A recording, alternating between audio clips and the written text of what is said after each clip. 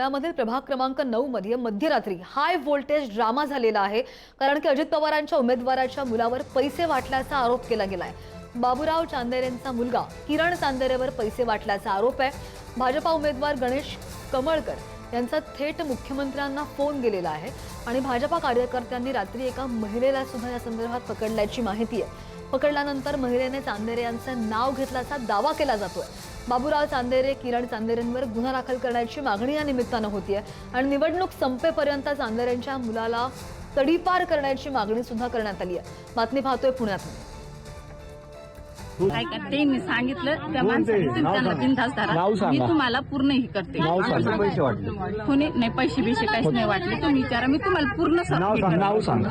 त्या माणसाचं नाव सर्च करा, याच्यावर नंबर टाका, ट्रू कॉलला नाव सर्च करा। ट्रू कॉलर बिलर नाही, मोबाईल मध्ये तुम्ही सरळ नाव घेतले आता याच्या अगोदर, तेच नाव परत या।